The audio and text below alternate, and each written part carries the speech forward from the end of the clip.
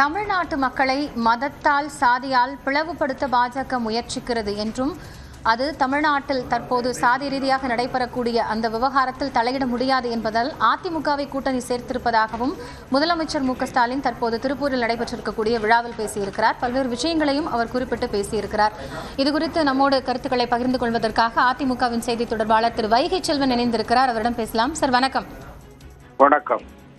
மதத்தின் பெயரால் மக்களை பிளவுபடுத்த பாஜக முயற்சிக்கிறது. அதை அதிமுக கூட்டணியில பாஜகவும் இருக்கிறது. அதனால அவர்களும் இதுல சேர்ந்திருக்கிறாங்கன்னு சொல்லிட்டு இப்போ முருக பக்தர்கள் மாநாடுல நடந்த அந்த அண்ணா விமர்சனம் குறித்த கருத்தையும் அவர் முன்வைத்து பேசியிருக்கிறார். முதலமைச்சரோட இந்த கருத்தை நீங்க எப்படி பார்க்கிறீங்க? ஏற்கனவே நாங்கள் தெளிவுபடுத்தியிருக்கிறோம். எங்கள் கொள்கை என்பது வேறு, கூட்டணி என்பது வேறு. ஆக அதனுடைய அடிப்படையில் தான் நாங்கள் கூட்டணியில் இணைந்திருக்கிறோம். மேலும் மதத்தால் சாதியால் பிரிவினை என்கிற போக்கைக்கே இடமில்லை. அதற்கு அனைத்திந்திய அண்ணா திராவிட முன்னேற்ற கழகம் ஒருபோதும் துணை போகாது. ஆக இதை தெளிவுபடுத்த வேண்டும், தெளிவுபடுத்துகிறோம். மேலும் முதலமைச்சர் தங்களுடைய நடந்து கொண்டிருக்கிற இந்த அரசாங்கத்தினுடைய தவறுகளை, ஊழல்களை, பல்வேறு குற்றச்சாட்டுகளை மறைப்பதற்காக அண்ணா திராவிட முன்னேற்ற கழகத்தின் மீது தொடர்ந்து பழி போடுகிறார். ஆக இதையெல்லாம் மக்கள் பார்த்து கொண்டுதான் இருக்கிறார்கள். மேலும் ஒன்றை நான் இவருக்கு சொல்லிக்கொள்ள விரும்புகிறேன். பேரறிஞர் அண்ணா, நம்முடைய தந்தை பெரியார் போன்றவர்களுடைய காணொலி நிகழ்ச்சியை ஒளிபரப்புகிற நிகழ்வே முருக பக்தர்கள் மாநாட்டில் தெரியாது. அப்படி இருக்கின்ற தருவாயில் அவர்கள் பெரியாரையும் பேரறிஞர் அண்ணாவையும் சொல்லுகிற விஷயத்தில் நாங்கள் உடன்பாடு இல்லை என்று தெளிவுபடுத்திவிட்டோம். ஆக இப்படிப்பட்ட நிலைதான். பேரறிஞர் அண்ணாவுடைய பெருமைகளை புரட்சி தலைவர் எம்ஜிஆரும் புரட்சி தலைவி அம்மாவும் இல்லை என்று சொன்னால் எப்போதே மறைந்த கருணாநிதி மறைத்திருப்பார். இந்த அண்ணாவை பற்றி இவர்கள் மறந்து போனார்கள். திராவிட முன்னேற்ற கழகத்தின் தலைவர்களை கேளுங்கள், அதில் அடுத்த தலைவரை இருக்கிறவர்களை கேளுங்கள்.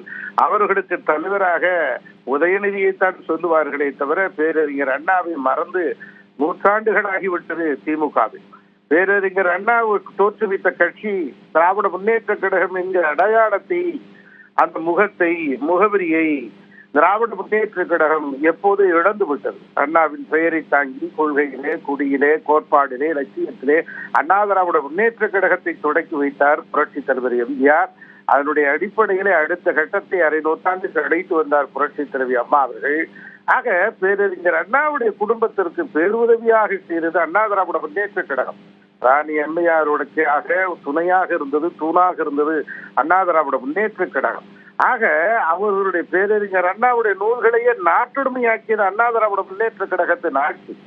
அவருடைய பேரறிஞர் அண்ணாவுடைய வளர்ப்பு மகன் கடன் தொல்லையால் தற்கொலை செய்து கொண்டு விட்டார்.